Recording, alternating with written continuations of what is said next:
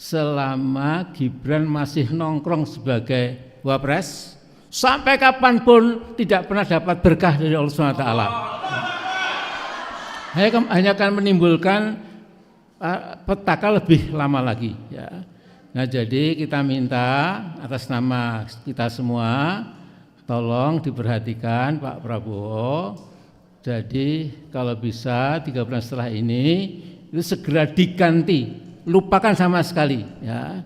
Dan kedua, Mas Prabowo juga harus menekan kepada Bapaknya Hufafa, ente, Pak Mulyono, jangan lagi mencawe-cawe terhadap kebijakan saya. Ya. Kalau dilakukan, insya Allah yang diidealisasi, digambarkan secara ideal oleh Pak Prabowo itu pelan-pelan jadi kenyataan. Ya.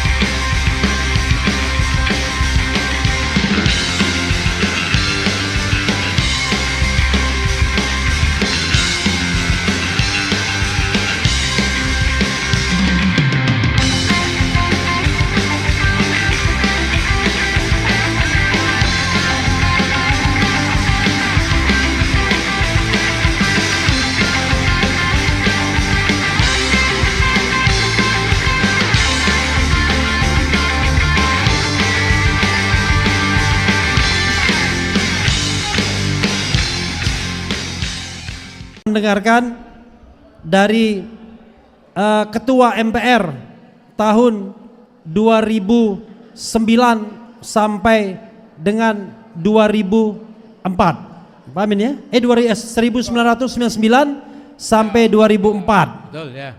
Calon presiden juga. Oke, silakan Pak Amin. Assalamualaikum warahmatullahi wabarakatuh.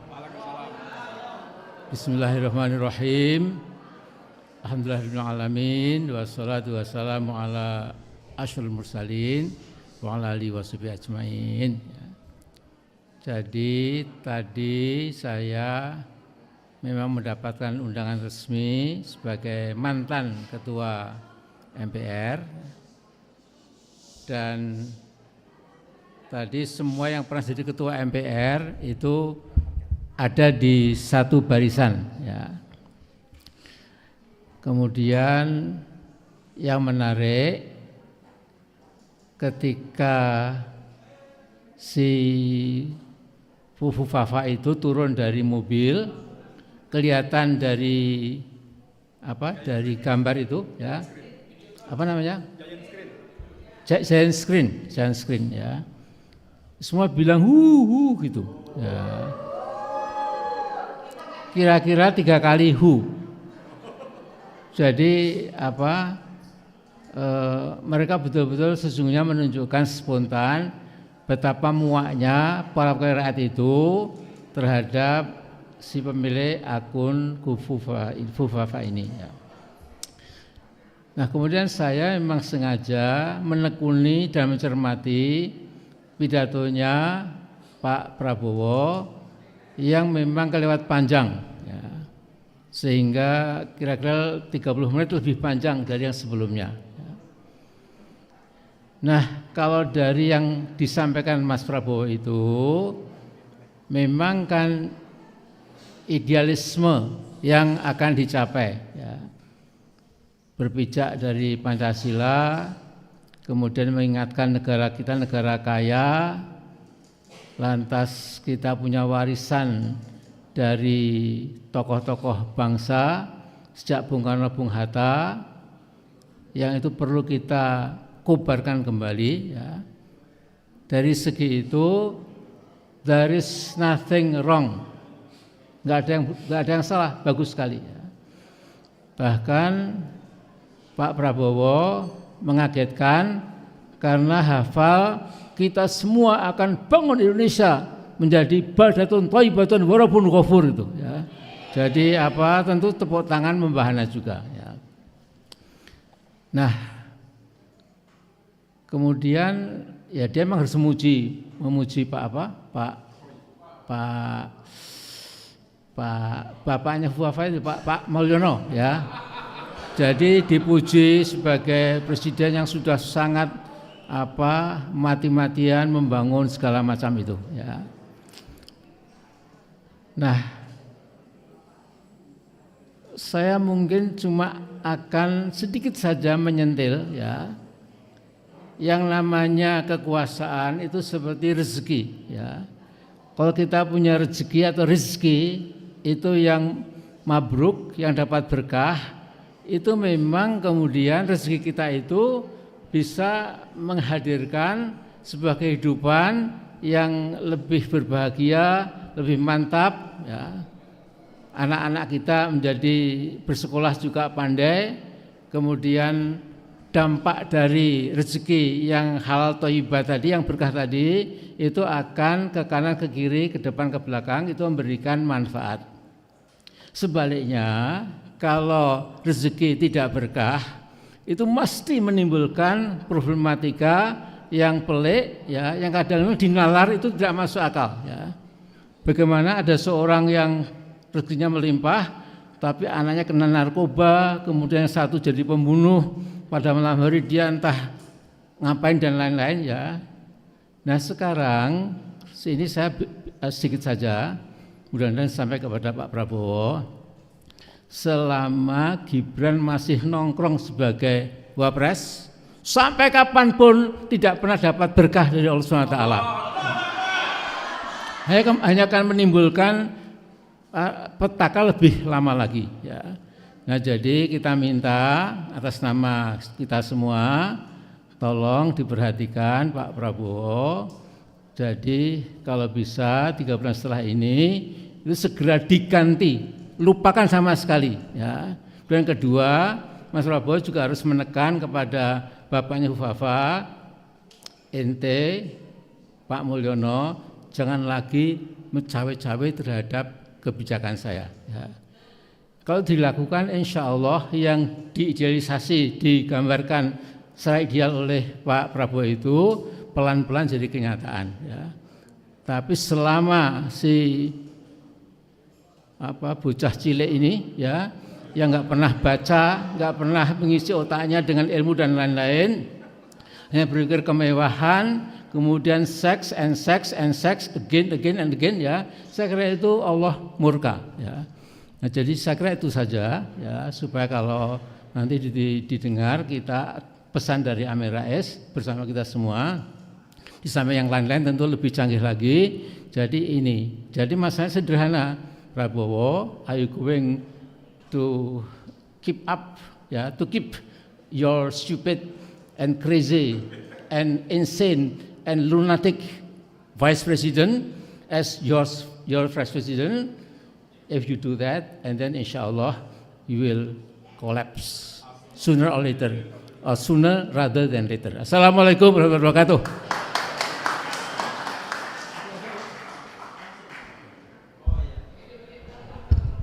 Makasih. Hidup Amin. Jadi My Stupid Boss itu ada filmnya. Kalau ini The Stupid Vice President. Pak Amin, terima kasih banyak ya kepada Pak Amin. Dan kesempatan berikutnya langsung digandeng dengan Edi Jin Buang Anak Mulyadi. Silakan.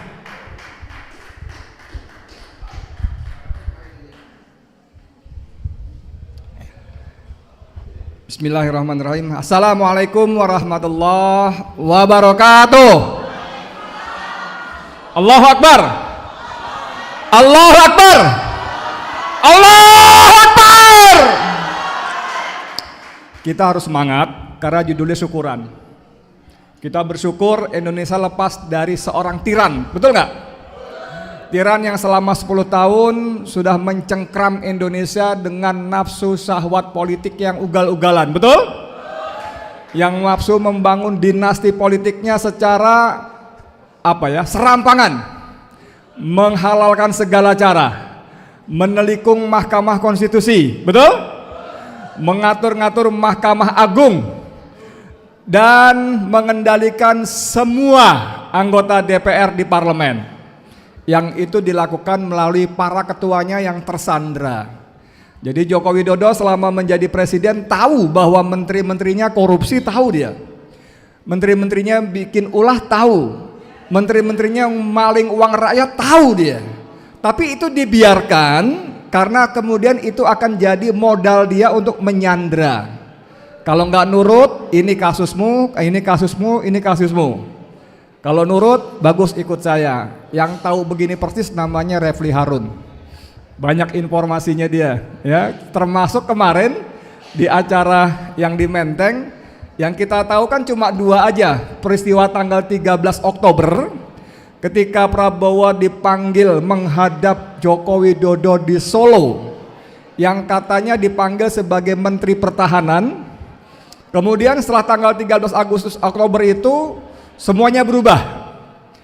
Fufu Fafa yang pada ulang tahun TNI tanggal 5 Oktober nggak berani jalan di samping Prabowo. Yang kuyu itu, yang serba salah canggung itu, kemudian setelah tanggal 13 Oktober kembali pede. Senyumnya semeringah karena tanggal 13 Oktober ada surat perintah 13 Oktober. Kalau Prabowo nggak nurut, maka akan begini, ya. Dan teman kita Refli Harun ngasih bocoran.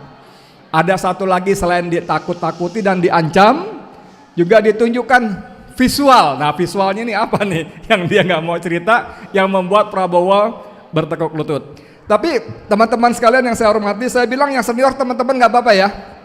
Ini kan banyak senior boleh ya saya bilang teman-teman ya. Kan kita teman perjuangan, ya kan? Selama 10 tahun hukum kita tumpul ke atas, tajam ke bawah. Begitu berhadapan dengan Jokowi dan para kroninya, tiba-tiba hukum tidak berdaya, terkulai. Masih ingat ketika Ketua KPK mantan ya Agus Raharjo bercerita, dia dipanggil sendirian oleh Jokowi hanya untuk menghentikan pengusutan kasus IKTP, ya kan? Jadi Agus Raharjo cerita bagaimana dia dipanggil. Biasanya dia bilang berlima, seluruh pimpinan KPK itu dipanggil berlima, tapi dia dipanggil sendiri. Dan baru masuk ruangan, tiba-tiba kata Agus Raharjo, Jokowi mengatakan, hentikan itu. Wah, dia bingung apa yang dihentikan. Ternyata yang dimaksud adalah soal IKTP, soal papa minta saham. Dan itu semua terkonfirmasi bahwa ada tangan-tangan Joko Widodo di soal IKTP dan saham Freeport. Kalau mau jelasnya, rekaman pembicaraan antara Setia Novanto dengan petinggi Freeport yang orangnya Jokowi minta saham buat presiden ada di tangan Muhammad Said Didu. Muhammad Said Didu ada rekamannya. Jadi bagaimana orang satu ini mengendalikan dengan kekuasaannya, semuanya dibikin amburadul, acak-adut.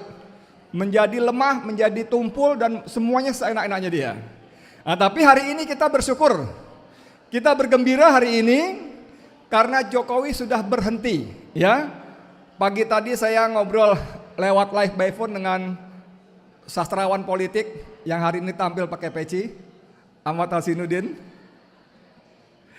Dia mengatakan dalam artikelnya, rakyat memastikan Jokowi tidak bisa tidur nyenyak setelah lengser. Setuju nggak? Setuju ya? Karena setelah tidak berkuasa, tidak punya kekuasaan, maka kendalinya kepada aparat hukum otomatis tidak ada. Selama ini semua masalah hukum membentur tembok besar. Misalnya teman-teman ada siapa lagi tuh? Ada yang kasus ijazah palsu, ada Egy Sujana, ada Bang Taufik Bahudin tuh di samping kiri sana, duduk sana, senior di UI. Ada Muslim Arbi, ada Kang Rijal Fadilah tadi dari Bandung. Itu menuntut Jokowi tentang ijazah palsunya, enggak bisa. Bolak-balik mondar-mandir utusan Jokowi hanya dipersoalkan masalah legal standingnya saja nggak bisa tuntas. Nah, tapi setelah dia luntur, setelah dia turun, maka dia tidak punya lagi kemampuan seperti itu sehingga kasus-kasus hukum yang akan dan sudah dan akan diajukan kepada terkait Joko Widodo, insya Allah dipastikan akan berjalan. Saya dengan 6 orang lain ya, Habib Rizik Sihab, tadi ada Mayor Jenderal Sunarko, ada Bang Marwan Batubara, ada saya sendiri, ada Munarman, ada Eko, ada satu lagi siapa ya? Oh, Om Mursalin, ya. Mana ada orangnya tadi tuh? Oh, udah pulang, ada ya. 7 orang itu sudah maju ke Pengadilan Negeri Jakarta Pusat dan sudah diterima. Bahkan sebetulnya sudah diatur jadwalnya. Tanggal 8 Oktober kemarin sidang perdana, tapi Jokowi kembali menggunakan modus yang lama, mengirimkan orang sekretariat negara untuk mewakili dia. Dan yang tanda tangan bukan Jokowi, tapi pejabat Setnek. Dan itu ditolak sehingga sidang ditunda tanggal 22. Tapi setelah ini, laporan seperti itu bukan cuma ke Polda, atau ke Mabes, bahkan bukan mustahil akan disampaikan ke polsek tingkat kecamatan. Teman kita Faisal Asegaf, Anwar Sadat, Alip, Sekjen dengan Partai Negoronya sudah bertekad. Bahkan Faisal Asegaf pernah mengatakan pada saya, Bang, tanggal 20 Jokowi turun, tanggal 22 kita ajukan laporan ke polsek-polsek. Allahu Akbar.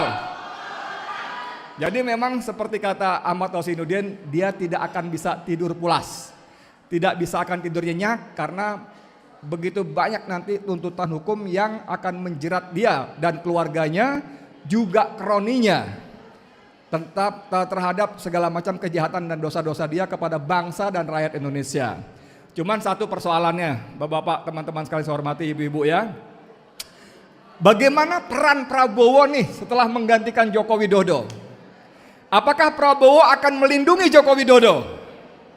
Kita akan lihat, kalau aparat hukum masih ogah-ogahan memproses semua gugatan, maka itu dengan gampang bisa kita terjemahkan sebagai upaya Prabowo Subianto, presiden definitif hari ini, melindungi Jokowi dan keluarganya.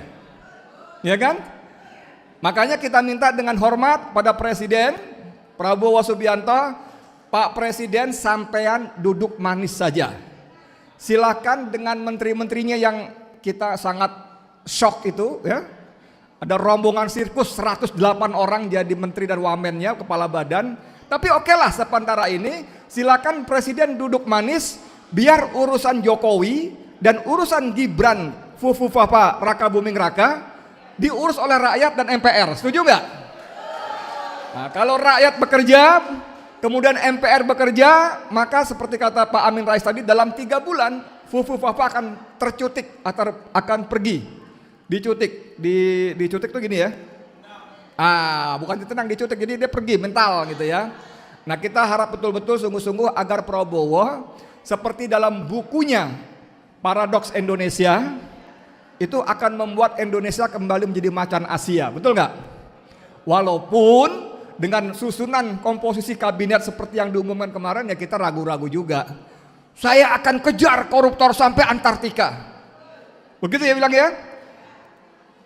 Bapak-bapak, ibu-ibu tahu nggak di Antartika itu adanya apa? Di Antartika itu adanya apa, tahu nggak? Adanya salju. Adanya beruang kutub. Adanya anjing laut, singa laut. Nggak ada orang apalagi koruptor. Karena koruptornya ada di sekitar dia, di lingkungan dia. Jadi dengan mengatakan saya akan kejar sampai Antartika, orang berpikir ini bener nggak sih ngejar koruptor? Koruptornya ada di sekitar dia. Ada Bahlil, ada Julhas, ada Erlangga Hartarto, ada Raffi Ahmad, ya, ada orang-orang segitu koruptornya di situ gitu loh. Kenapa sibuk ngejar-ngejar ke Antartika? Tapi nggak apa-apa lah, namanya prerogatif presiden. Cuman sebagai rakyat kita minta dengan sungguh-sungguh ini diberesin lagi. Kita kasih waktu berapa hari kira-kira? Berapa bulan? 3 bulan? 6 bulan? Kemarin dalam diskusi temannya Refli Harun namanya EF Saifullah Fatah memberi waktu 6 bulan pertama. lalu 1 tahun 6 bulan, lalu 2 tahun untuk selesai bulan madu. Setelah itu baru kita tagih betul. Tapi kalau kata saya kelamaan ya, maksimal 6 bulan lah, 3 bulan oke lah dia siap-siap ini itu. 6 bulan betul-betul ada kabinetnya Prabowo Subianto yang akan mewujudkan cita-citanya yang ditulis dalam bukunya Paradok Indonesia. Paradok Indonesia. Kalau tanpa itu nggak bisa. Tapi sekarang kita fokus ini aja, Indonesia tanpa Jokowi ya, Sintajok Indonesia tanpa Jokowi. Kita bersyukur, tapi ini bukan selesai. Besok kita kembali bergerak. Setuju ya? Emak-emak, mana emak-emak bergerak terus ya? Oke, nasrul minallah wa fathun qarib wa basyiril mu'minin. Assalamualaikum warahmatullahi wabarakatuh.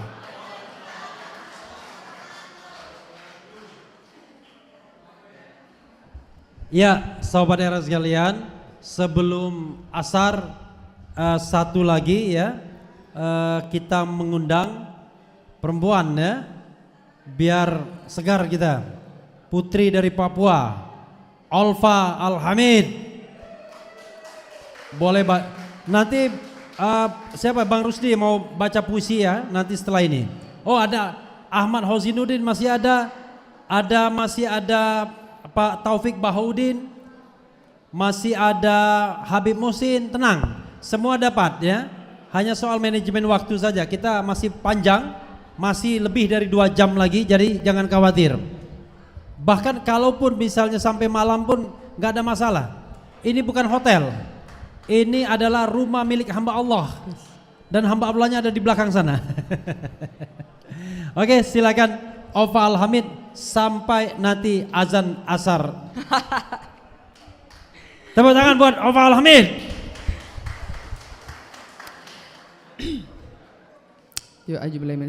Bismillahirrahmanirrahim. Assalamualaikum warahmatullahi wabarakatuh. Kurang kompak. Assalamualaikum warahmatullahi wabarakatuh.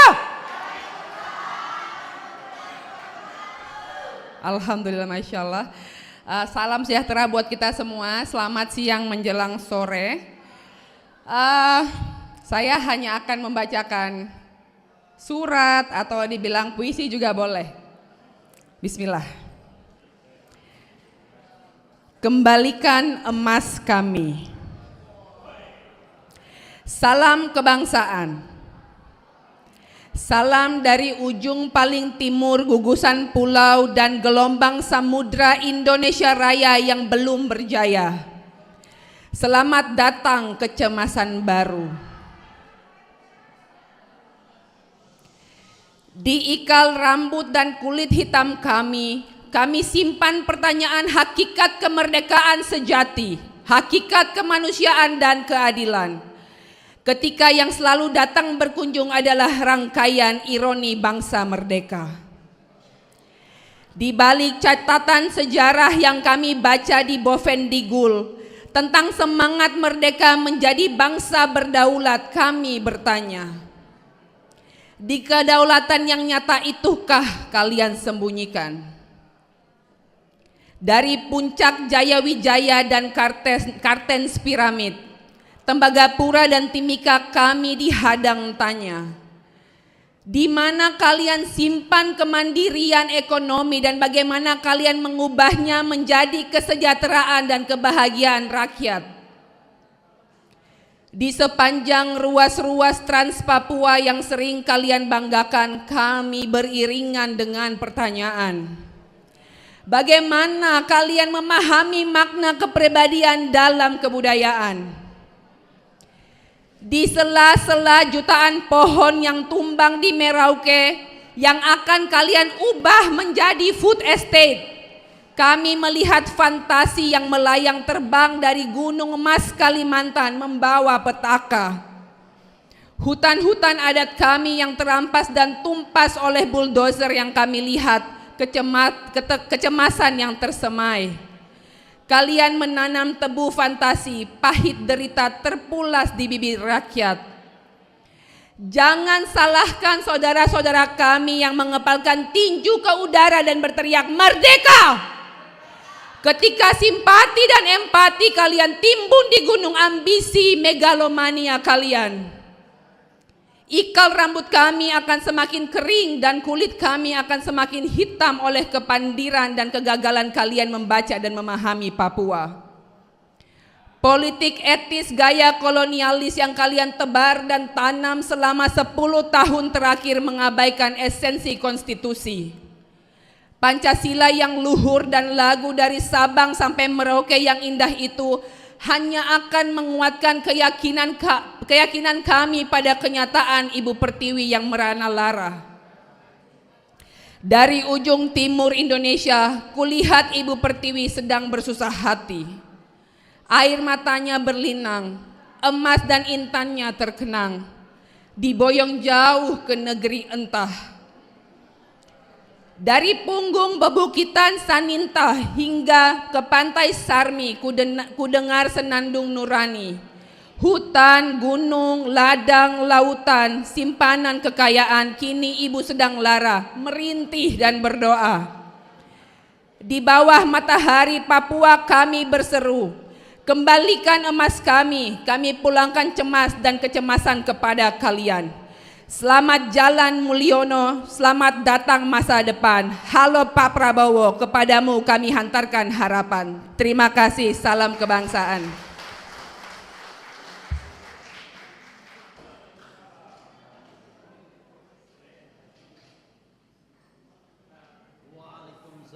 Waalaikumsalam warahmatullahi wabarakatuh. Keren cadas, luar biasa ya, Alfa Alhamid. Jadi ibu-ibu dan bapak sekalian, kita akan break. Sebentar lagi akan ada pembacaan azan. Ada pembacaan azan, tapi nanti musik akan nyetel-nyetel lagu ya. Kita nyanyikan bongkar dan bentuk lagi ya kan. Mana yang dibongkar, mana yang dibentukan. Ogi siap nyanyi Ogi? Mana Oginya? Oh, enggak, di dalam enggak ada. Biasanya Ogi nongkrong di luar gitu. Udah, ini sudah sudah di ini kan. Jido sudah. Oke, kalau belum